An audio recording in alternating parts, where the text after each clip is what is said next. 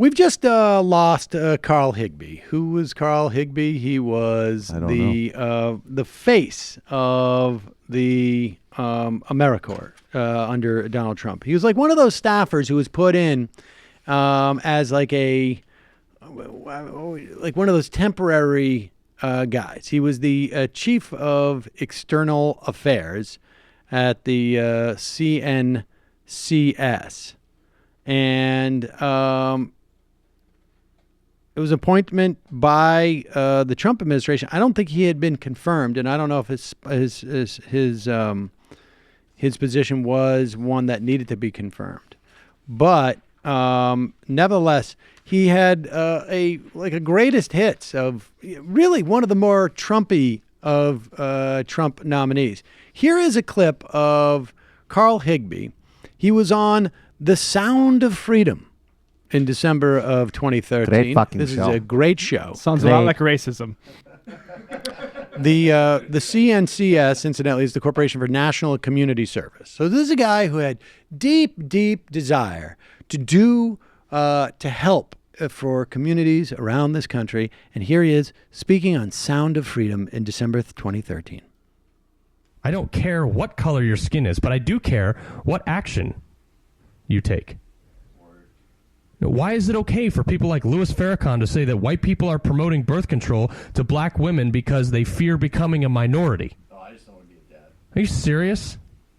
If a white guy said something like that, he'd be buried under the jail. Aside from the fact we're promoting birth control to black women because of the incredibly high rate of children born out of wedlock that are undercared for or not cared for at all. The taxpayers are tired of supporting government checks to going to these people who think that breeding is a form of employment. I'm sorry. There you go. I'm sorry. I'm sorry. I love the part. I apologize promote birth control of black women because I don't want to be a dad. It's A not little personal. social reproduction theory from Carl Higbie. Yeah, indeed. You keep the brother minister's name out of your fucking mouth, white boy. And this is a greatest hit of his from March of 2013 on that same Sound of Freedom. They show the body to the American people because they didn't want to upset them. Well, look what happened in 9/11. They didn't want to upset the Muslim population. They didn't want to say, oh, this is they didn't want Obama, the Muslim, who was born in Kenya. Don't even get me started on that.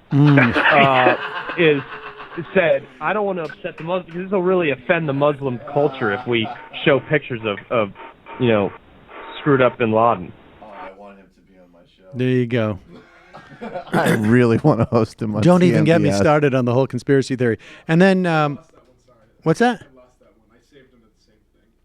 Sorry. Oh, so there we don't have the third one? Yeah. Well, I mean, that's just a couple of examples of some of his greatest hits. Say the black race had lax morals. White people are so stupid. It was Tanzania. The other one that got screwed up was he said that we should have basically like a national guard where you can just set your gun up at the border, and then if anyone who crosses you, it's open game. So. Yeah, really nice guy.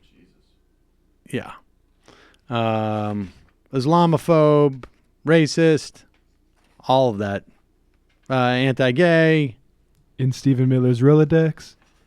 Great guy, but just a little bit too loose with the lips on the radio. All right, I'd like him on my show. I understand that Ruben will get him first, but I'll take him after. That's right.